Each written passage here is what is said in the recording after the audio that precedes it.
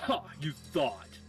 I am the Micaholic. Welcome back to my channel, and Ninja Gaiden, there is one more chapter.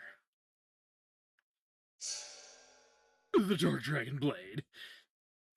If you enjoy my content, please like, comment, share, and subscribe. Trying to get enough subscribers to spawn a new Chaos God. It's going to be a big fucking number of subscribers, but we can do it. I'm doing my part. Do your part. Share the videos. Tell your friends.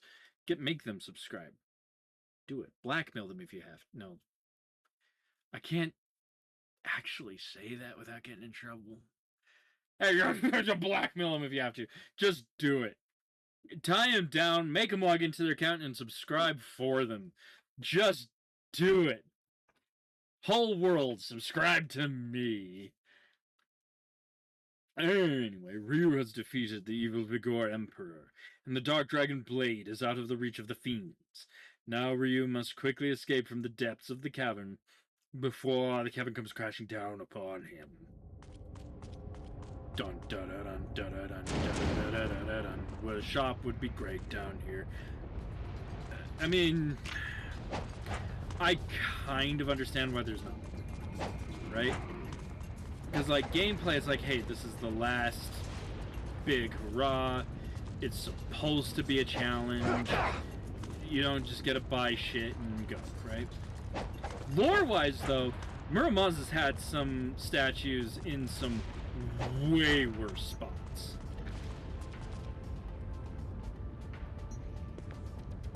So, like, not having one here is kind of weird.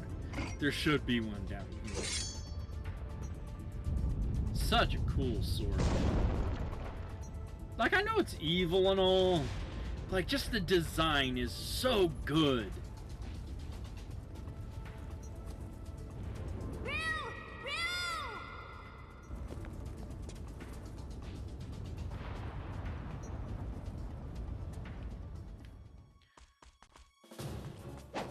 And that crazy beautiful bitch looking to save my life, hanging her ass into an angry volcano. And hey, look, I'm actually carrying the Dark Dragon Blade. Too bad I never get to actually use it. Oh, all them rocks falling. You know, the music's going, they got the rocks falling, all the shaking going on to kind of create a sense of urgency. But,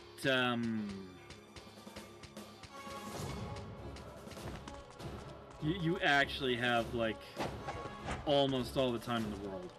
The only time I think it actually starts a timer is if you hold still. And even then, like, only if you hold still for, like, a word or two.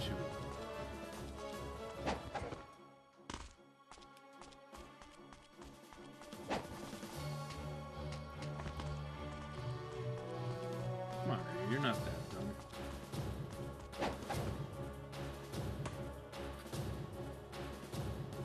Now, is it just me, or was that not actually quite enough of a jump to make that distance? Because I think it was just barely short of what would actually have made that distance. And hey, look, volcano's erupting, and it's gonna spew us out like a kid with milk. Such a cool sword. And now the culmination of the Dark Discipling Camel. Ryu. Save the titty lady. I expected nothing less. However, the power of the Dark Dragon is wasted on you. Don't you see? The Dark Dragon is now truly an evil blade. His Excellency, Like it wasn't the Dark already. Disciple, has been waiting for this very moment. Sure, sure. You've done well, Gamoth. Huh?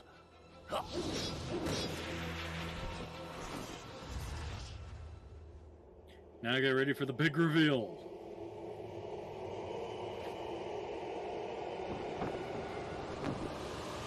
Mirai. Mirai. The Dark Dragon is mine. No objection. Also, in the first video, I was speculating on maybe he's the uncle on his mother's side, but that is actually Joe's brother.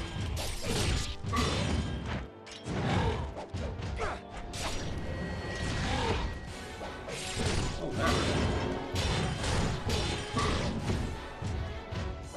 hurts. That hurts.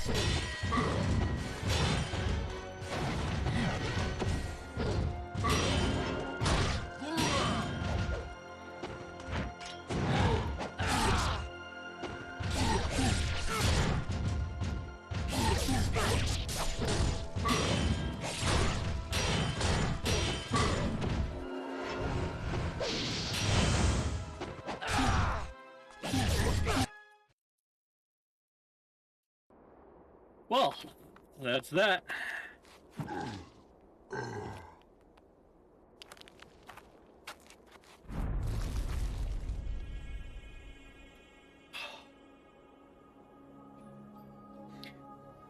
The first time I ever played through this, I actually thought that was the Dorku Monastery, but it's not. That is the palace.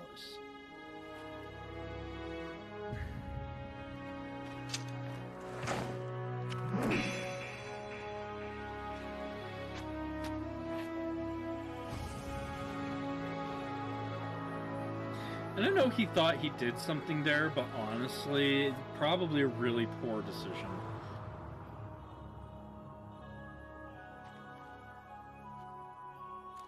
I think what actually would have been smarter would be to create a sealed vault, like with literally no way of opening it,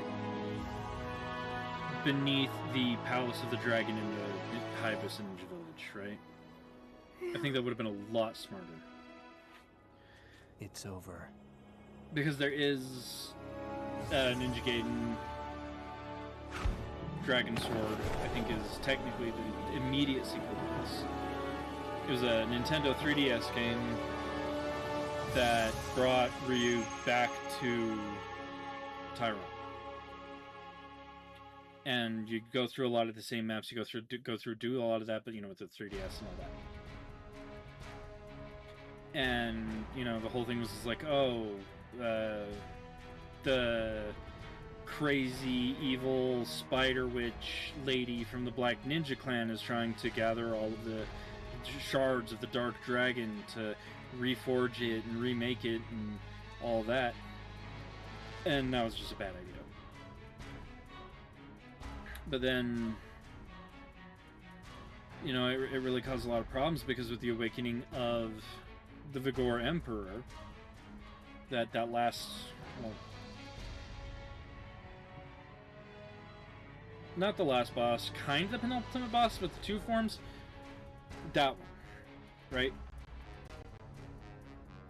The awakening of the Vigoor Emperor with the Dark Dragon is actually part of kind of what called the Greater Fiends to action and caused Ninja Gaiden 2 to happen. Which, okay, sure, destroying the Dark Dragon isn't going to do a lot to prevent that. But at the same time, you then also have Ninja Gaiden 3, where one of the main things that's even explained early on, thankfully, is the... Was that Terror Storm? Anyway. What was I saying? Ninja Gaiden 3. One of the main points is the lives taken with the Dragon Sword is a major plot point in that game. And so, had Ninja Gaiden Dragon Sword not happened at least, it could have pushed that out a bit further, or made it harder for the villain of that game to accomplish their goals. We'll get there. I'm not going to go into too many spoilers because we are going to play through them. But, you know, that kind of stands as my point, right? Like, had he not shattered the Dark Dragon, a lot of different things wouldn't have happened. But, again, you know, it's kind of a hindsight thing. So, there is also the thing with Ninja Gaiden 4. I read up a little bit on the story. I haven't played it yet. I can't afford it yet. But I kind of want to. But I also don't know if I want to do Ninja Gaiden 4 as is, or if I want to wait for like a Sigma or black version to release. I don't think it'll be a black version, but maybe Sigma, right? Because I really like having the chapters where I play as the women of these games. Because not only are they attractive, but I think it's a bit different way of doing the strong female character a bit better than a lot of other stories do. Because, like, even with Rachel here, right? She's always been very strong. She's always been very powerful. And it's demonstrated through the first few times you meet her. She really only struggles when she comes up against Doku. Yeah. But with that, you know, and with that being kind of her only struggle there, she's a pretty powerful woman. And being able to play as her is really fun. And she gets character development because it's like she's very strong but standoffish at the beginning, right? But as things go on, she kind of learns a bit to soften up a bit, let herself be more human and empathetic, to the point where she's willing to dangle in the mouth of an erupting volcano to save Ryu.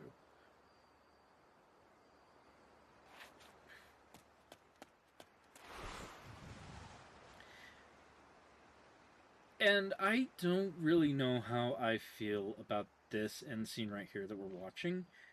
Because one thing, like with all the games, is... Well, it's not just this game. It's actually a pretty common thing with most Japanese media, actually, is the protagonist giving up the power that they've gained and developed over the course of whatever game, series, etc. at the end of it. Right? And it's like, I kind of understand it. It's like, oh, there's no real reason to hold on to that much power. I shouldn't, all that. But there actually is. There's a lot of reasons to hold on to that power. And it's kind of like balancing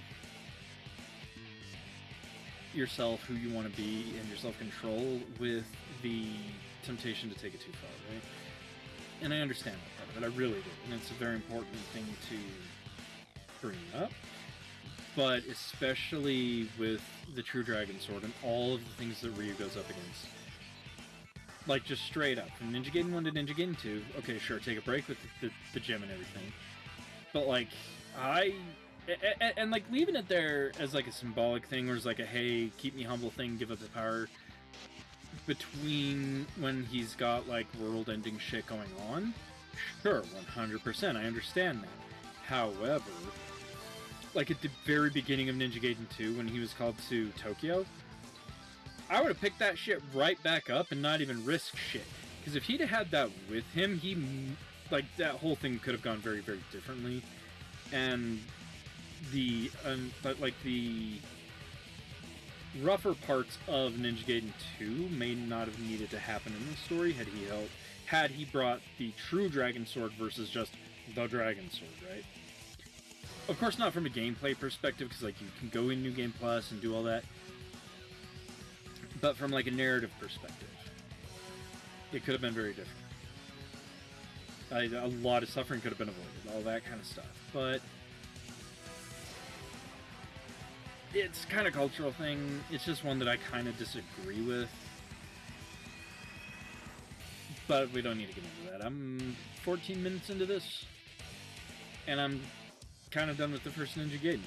If you enjoyed it, which I hope you did, I hope you like, comment, and share the video. And I really hope you subscribe. We are trying to get enough subscribers to spawn a new Chaos God. I'm deadly serious about that. I know it's kind of it sounds like a joke, but I actually want to see if we can make it happen. And yeah, that'll do it for now. And I hope to see you guys in whatever the next journey is.